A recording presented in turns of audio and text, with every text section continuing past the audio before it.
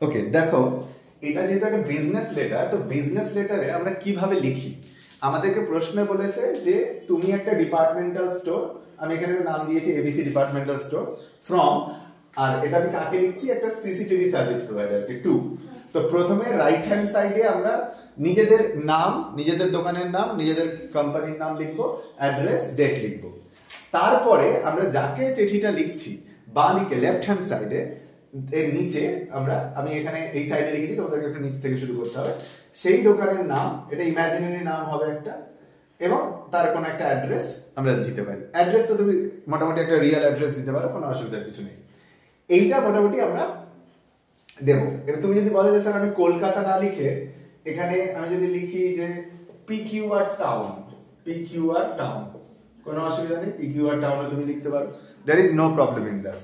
তাহলে এইটা হচ্ছে স্ট্রাকচার। তাহলে প্রথমে আমরা কিভাবে শুরু করছি?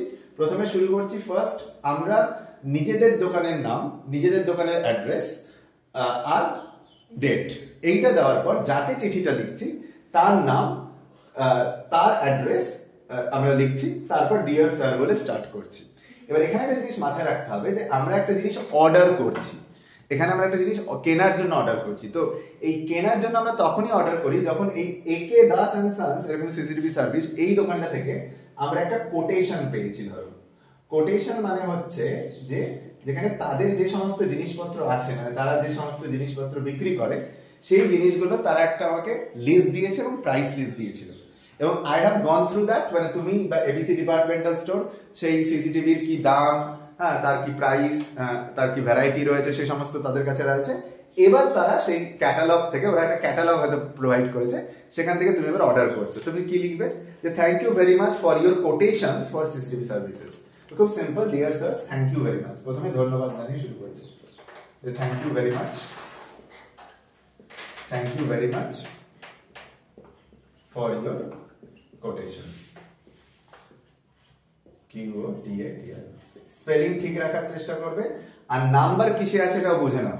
যে এটাতে তো 20 নম্বর আছে স্যার, তাহলে আমি তো যদি এইটুকুনি একটা আনসার লিখি তাহলে কি আমি 20 নম্বর পেতে পারি? হ্যাঁ, 20 নম্বরে 20 নম্বর তো অত পাবে না, কিন্তু 12 থেকে 15 নিশ্চয়ই পেতে পারো। কি করে পেতে পারো? সেই নম্বর পাওয়ার জন্য তোমাদের এই স্ট্রাকচারের উপর নাম্বার রয়েছে, যে তুমি নিজের দোকানের নাম, অ্যাড্রেস, ডেট লিখছো কিনা, এইটার জন্য 2-3 নম্বর রয়েছে। আবার এইটা লিখছো কিনা, তুমি যাকে অ্যাড্রেস করছো, মানে ফ্রম যেমন হলো টু, মানে কাকে লেখা হচ্ছে সেইটা লেখার জন্য একটা নাম থাকবে। ঠিক আছে, এটা হচ্ছে একটা বিষয়। তারপর তুমি মেন এই জায়গা থেকে বডি অফ দ্য লেটার শুরু হচ্ছে। বডি অফ দ্য লেটারে তুমি অবশ্যই রেসপেক্টফুলি কাউকে অ্যাড্রেস করবে, যেখানে যেমন ডিয়ার স্যারস বা রেসপেক্টেড স্যার এরকম। ডিয়ার স্যারস লিখছো, thank you very much for your quotations, মানে আপনারা আপনাদের যে লিস্ট পাঠিয়েছিলেন যে আপনারা কি জিনিস রয়েছে প্রোভাইড করতে পারেন এবং কি দাম, সেটা আমরা পেয়েছি গুড। হ্যাঁ, এবং তুমি একটা ডেট দিতে পারো, যে কোটেশনস মানে thank you very much for your quotations for CCTV services, এখানে যেমন আমি লিখছি for CCTV services on, CCTV services on. এবার তুমি ধরো 25 তারিখ লিখছো, এটা 25 তারিখ 24 তারিখ লিখছো, 24 ফেব্রুয়ারি, তার মানে তুমি কোটেশনটা নিশ্চয়ই তার কিছুদিন আগে পেয়েছো, মানে অ্যাটলিস্ট 4-5 দিন আগে। তো অন 20th ফেব্রুয়ারি, তাহলে তুমি লিখছো অন 20th ফেব্রুয়ারি, যে আমি 20th ফেব্রুয়ারিতে পেয়েছি। ঠিক আছে, কোনো অসুবিধার কিছু নেই, তুমি পেয়েছো এটা। আচ্ছা, we find the quality and prices satisfactory. আমি এটা শর্টে বলছি, লেখার জন্য বেশি কিছু লেখার দরকার নেই। We find the quality and prices satisfactory. Quality and prices satisfactory. এবার মানে একজন স্টুডেন্ট যেমন জিজ্ঞেস করছিল যে স্যার আমরা সেন্টেন্সের স্ট্রাকচারটা কিভাবে লিখবো, একটা সেন্টেন্সের স্ট্রাকচার কিরকম হয়, কারেক্ট সেন্টেন্সের স্ট্রাকচার কিরকম হয়। দেখো এই সেন্টেন্সের স্ট্রাকচারে 3টে বিষয় রয়েছে, 3টে পার্ট রয়েছে। উই হচ্ছে সাবজেক্ট, যে কোনো ইংলিশ ল্যাঙ্গুয়েজের একটা সেন্টেন্সে প্রথম যেটা থাকতেই হবে সেটা হচ্ছে সাবজেক্ট দিয়ে শুরু হবে। সাবজেক্ট কিরকম হয়? আই, উই, ইউ, এইরকম হচ্ছে সাবজেক্ট। তো এখানে একটা সাবজেক্ট রয়েছে, দেখতে পাচ্ছ। এরপরে যেটা আসে সেটা হচ্ছে ভার্ব। ঠিক আছে, তো সেই ভার্বটা অক্সিলিয়ারি হতে পারে, মেন ভার্ব হতে পারে। এখানে যেমন একটা মেন ভার্ব রয়েছে ফাইন্ড, মানে আমরা পেয়েছি বা আমরা উই ফাইন্ড দিস, মানে এখানে ফাইন্ড বলতে আমরা মনে করি, এই সেন্সে ইউজ করা হচ্ছে। উই ফাইন্ড, এবার কি, হোয়াট, এই হোয়াট এর আনসার হচ্ছে অবজেক্ট। উই ফাইন্ড হোয়াট, এই হোয়াটটা হচ্ছে the quality and prices satisfactory, এই পুরো ব্যাপারটা। এবার তুমি বলতে পারো sir we find the quality and prices good, we find the quality and prices বিয়ারেবল।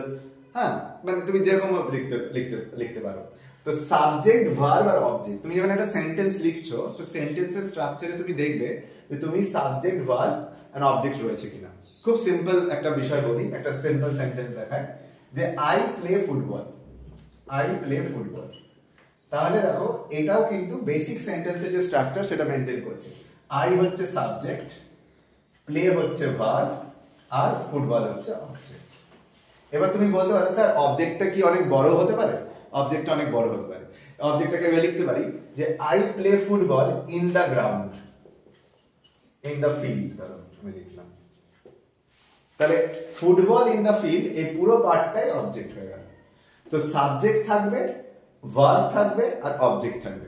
খাতায় এই বিষয়গুলো নোট করতে পারো তোমরা যে সাবজেক্ট, ভার্ব এবং অবজেক্ট যে কোনো সেন্টেন্সের ক্ষেত্রে এই স্ট্রাকচারটা কারেক্ট সেন্টেন্স। আবারও বলছি, সাবজেক্ট যেটাকে আমরা কর্তা বলি, ভার্ব যেটাকে ক্রিয়া বলি, এবং তারপর অবজেক্ট মানে যেটাকে কর্ম বলা হয় বাংলায়, ঠিক আছে?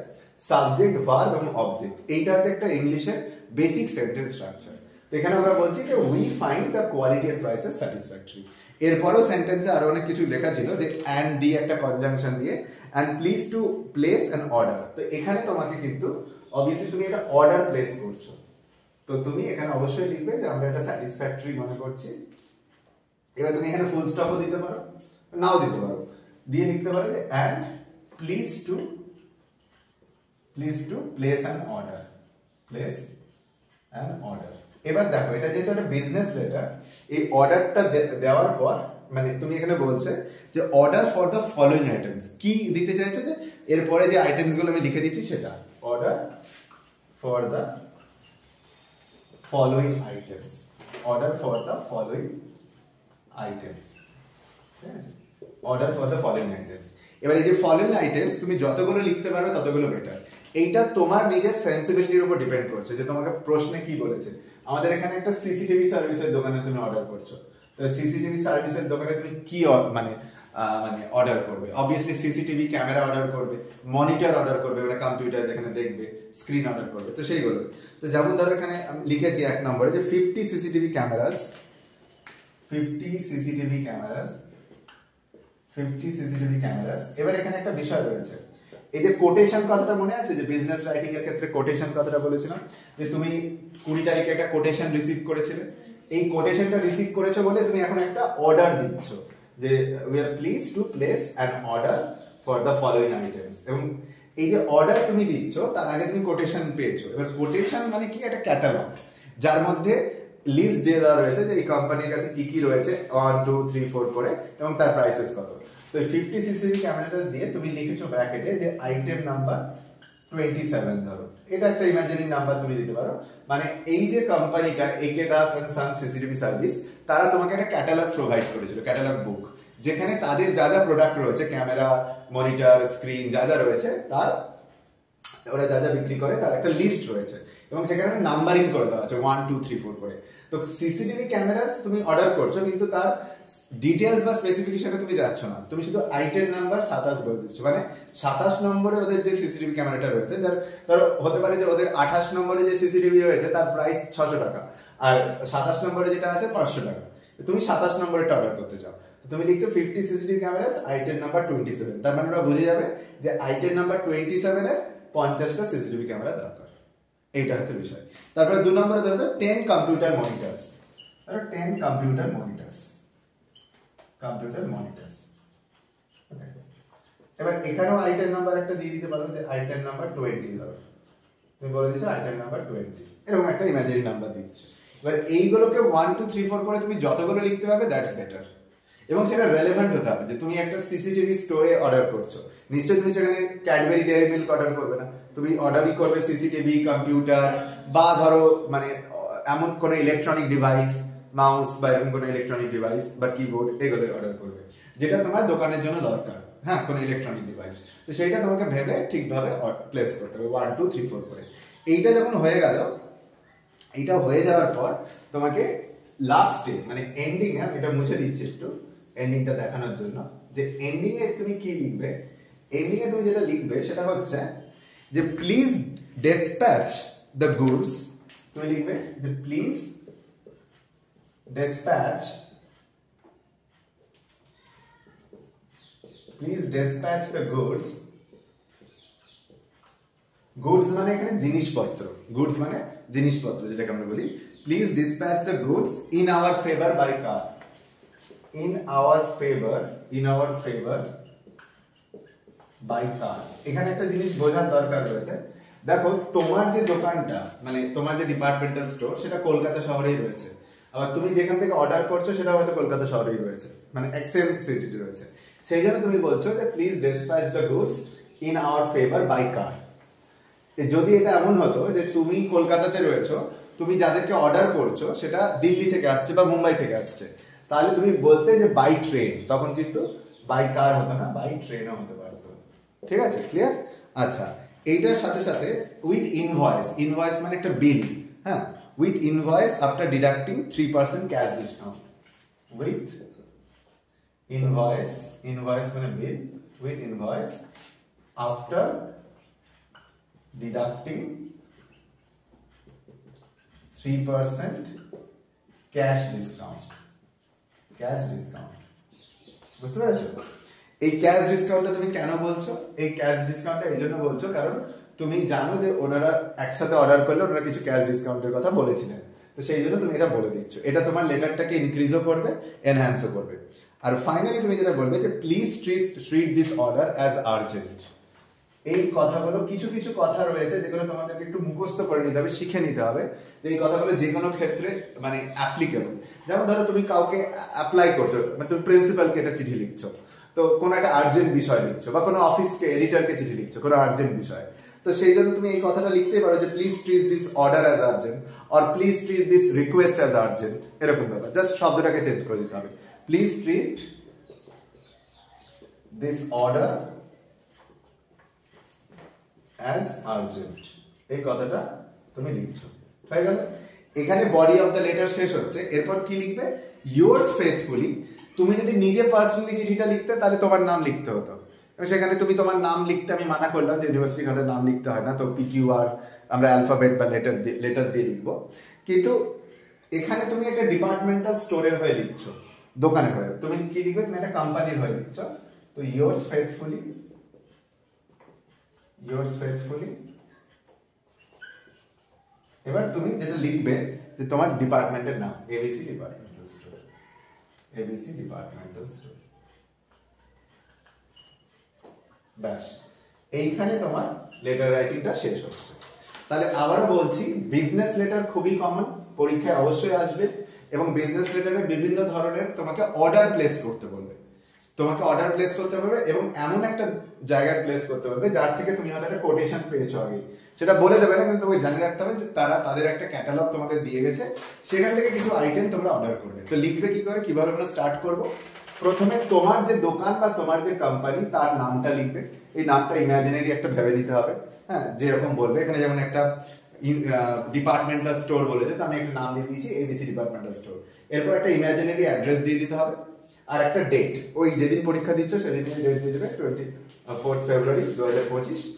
এটা গেল যে কে চিঠিটা লিখছে, তুমি, তোমার কোম্পানি বা তোমার দোকানের নাম, অ্যাড্রেস, ডেট। এরপর যাকে লিখছো টু, একটু নিচে লেফট হ্যান্ড সাইডে, এটা রাইট হ্যান্ড সাইডে যাবে, একটু নিচে লেফট হ্যান্ড সাইডে তুমি যেটা লিখবে যে AK দাস অ্যান্ড সন্স, যাদেরকে তুমি অ্যাড্রেস করছো, ঠিক আছে, এই এটা লিখে তাদেরও একটা অ্যাড্রেস লিখবে। তারপর ডিয়ার স্যার বলে শুরু করছো, এখান থেকে মেন অর্ডারটা শুরু হচ্ছে। মেন অর্ডারে প্রথমে তুমি বলছো যে thank you very much for your quotations, আপনারা যে কোটেশনস গুলো পাঠিয়েছেন তার জন্য থ্যাংক ইউ ভেরি মাচ, এটা তুমি প্রথমে বলছো। তারপর তুমি বলছো যে আমরা আপনাদের কোটেশন পেয়েছিলাম, যে ডেটে চিঠিটা লিখছো তার থেকে কিছুদিন আগের ডেট লিখে দেবে, এটা গেল ফার্স্ট। তারপরে তুমি কি কি অর্ডার করছো সেই আইটেমগুলো, যে we are pleased to order the following items. আইটেমসগুলো 1 2 3 4 করে যতগুলো লিখতে পারবে বেটার, এবং তার পাশে আইটেম নাম্বার এতটা দিয়ে দিতে হবে, এটা ক্যাটালগ থেকে রয়েছে এইটা।